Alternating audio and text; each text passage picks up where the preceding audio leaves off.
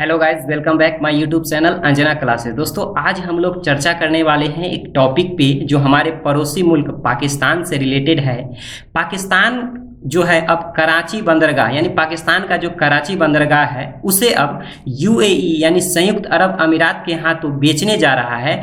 तो जानेंगे, आप सभी को मालूम है कि पाकिस्तानी इन दिनों बहुत ज़्यादा आर्थिक तंगों से गुजर रहा है, तो उसे पैसे की कमी होने के कारण अब पैसे जुटाने के लिए न जाने वह कौन कौन से कदम उठा रहे हैं, क्या क्या करने जा रहा है पाकिस्तान, क्या क्या कर रहा है, एक एक करके हम लोग समझेंगे और भी जानेंगे कि पाकिस्तान अपने आर्थिक तंगी को सॉल्व करने के लिए कौन कौन से कदम उठाए जा रहे हैं। तो दोस्तों, शुरुआत करते हैं। सबसे पहले ये जो चर्चा हो रहा है उसे हम लोग पहले मैप पे देख लेते हैं। दोस्तों, ये हमारा एशिया का मैप है। एशिया में आप देखोगे तो भारत का ये पड़ोसी मुल्क पाकिस्तान है। ये पाकिस्तान जो है, यहाँ पे एक कंट्री आपको दिखेंगे, गल्फ कंट्री यूएई संयुक्त अरब अमीरात। तो इसके हाथों पाकिस्तान जो है अपना कराची बंदरगाह जो है, जहां यहाँ पे आपको लोकेशन दिखेंगे कराची बंदरगाह को बेचने जा रहा है। दरअसल बात है ये है दोस्तों कि ये कराची बंदरगाह से आप थोड़ा पश्चिम दिशा की तरफ आओगे तो एक पाकिस्तान के सबसे दक्षिणतम हिस्सा में ग्वादर बंदरगाह है। ये ग्वादर बंदरगाह को ऑलरेडी ये चाइना के हाथों बेच चुका है। अब ये कराची बंदरगाह जो पूरे दक्षिण एशिया की सबसे बड़ों में एक माने जाने वाला कराची और पाकिस्तान का जो सबसे व्यस्तम बंदरगाह कराची बंदरगाह आखिर क्यों बेचने जा रहा है। दोस्तों, दरअसल सबसे पहले अगर हम लोग देखें इस न्यूज को तो सबसे पहले देखेंगे ये जो एग्रीमेंट हुआ है यूएई के साथ, इसे हम लोग कंसेशन एग्रीमेंट साइन के नाम से जानते हैं। यानी कि जो पाकिस्तान के साथ और यूएई के साथ जो समझौता हुआ है इस कराची बंदरगाह को लेकर, इसे हम कंसेशन एग्रीमेंट के नाम से जानते हैं। इसमें क्या है प्रावधान कि इसके तहत जो है 50 सालों के लिए यानी 50 वर्षों के लिए बंदरगाह किसके हाथों सौंप दिया गया है, तो यूएई के हाथों। और जो है इसमें जो है लगभग 2000 करोड़ यानी 1.8 करोड़ हजार करोड़ का क्या करेगा, अब यूएई इसमें निवेश करेगा। ऐसा जो है पाकिस्तान इमरजेंसी फंड को जुटाने की कवायद से शुरू किया है। ये अगर हम इसकी कहानी की बात करें दोस्तों, तो इसकी शुरुआत आखिरकार 2022 ईस्वी में हुआ था। प्रस्ताव यानी यूएई पाकिस्तान को एक प्रस्ताव भेजा था इस कराची बंदरगाह को खरीदने के सिलसिले में। लेकिन पाकिस्तान के साथ समस्या ये था दोस्तों कि वहाँ में एक नियम था कि नियम के तहत पहले सरकारी किसी संपत्ति को नहीं बेचा जाता था। इसलिए वहाँ के संसद में एक नियम में संशोधन करके, जिसे वाणिज्यिक लेन देन अधिनियम कहते हैं, उस नियम के तहत पाकिस्तान क्या किया, पाकिस्तान का संसद वो किसी भी सरकारी कंपनी को पैसे जुटाने के लिए वो बेच सकता था। तो संशोधन करके आखिरकार ये जो है जून के महीने में 2023 में ये एग्रीमेंट पे क्या कर दिया गया, साइन कर दिया गया। यानी इस तरह से कराची बंदरगाह जो है अब अगले 50 सालों के लिए किसका हो गया, तो वो हो गया है यूएई का हो गया है। अब जो देखेंगे हम लोग कि जो आप सभी को मालूम होना चाहिए कि ये जो कराची बंदरगाह है, कराची बंदरगाह जो है टोटल पाकिस्तान के जितने हम इंपोर्ट एक्सपोर्ट की बात करें तो लगभग 60% इंपोर्ट और एक्सपोर्ट यानी आयात और निर्यात इसी पोर्ट से होता है। फिर भी पाकिस्तान को ऐसा क्या कारण है कि ये बेचना पड़ा। दोस्तों, आप सभी को अभी मैंने चर्चा किया था कि ये पोर्ट जो है पूरे दक्षिण एशिया का सबसे बड़ा पोर्ट में से एक इसे माना जाता है। और पाकिस्तान का अगर देखा जाए तो ये पाकिस्तान का सबसे बड़ा है, सबसे व्यस्तम पोर्ट है।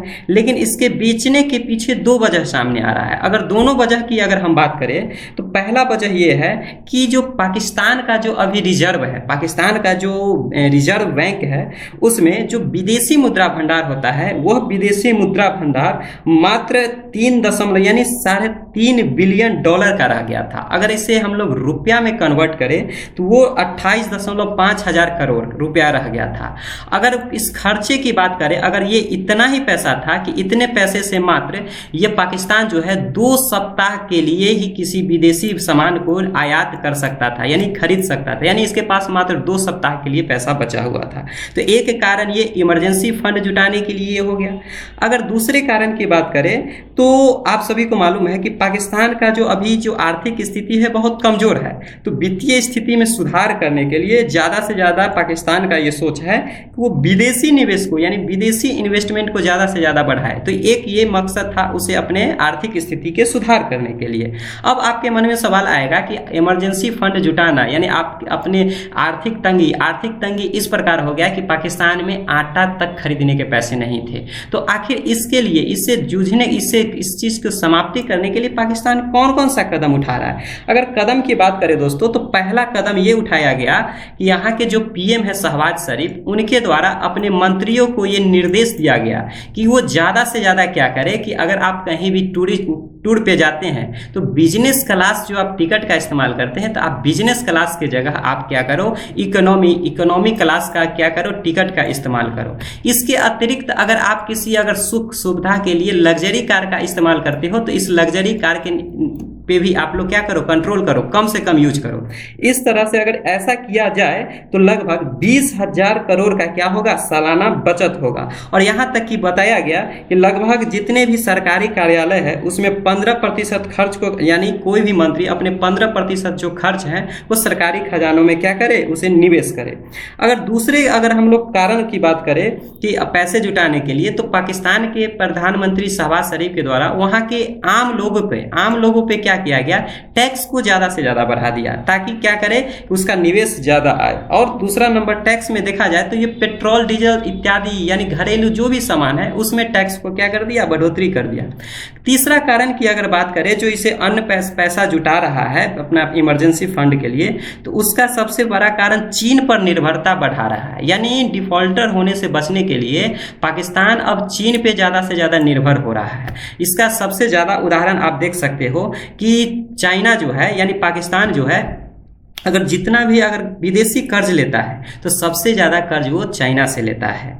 और विदेशी संस्थाओं के द्वारा यानी पाकिस्तान के द्वारा लिया जाने वाला जितना भी कर्ज है, अगर उसका अकेले 30% जो कर्ज है वो अकेले चाइना से लेता है। तो इस तरह से चाइना पर अपना निर्भरता बढ़ा दिया है। और चौथा अगर हम कारण बात करें, तो पाकिस्तान का जो ईरान से थोड़ा संबंध अच्छा नहीं था, धीरे धीरे इसमें अपना दोस्ताना क्या कर रहा है, बढ़ा रहा है, यानी ईरान से भी अपना संबंध को बढ़ा रहा है। तो इस तरह से हम लोगों ने देखा कि पाकिस्तान में जो कराची बंदरगाह था उसे बेचने का क्या कारण था, और अन्य अपनी आर्थिक तंगी से को खत्म करने के लिए वो कौन कौन से कदम उठा रहा है। दोस्तों इस वीडियो में इतना ही। वीडियो पसंद आया होगा, लाइक सब्सक्राइब तथा अपने दोस्तों में शेयर जरूर करें। तब तक के लिए जय हिंद, जय भारत।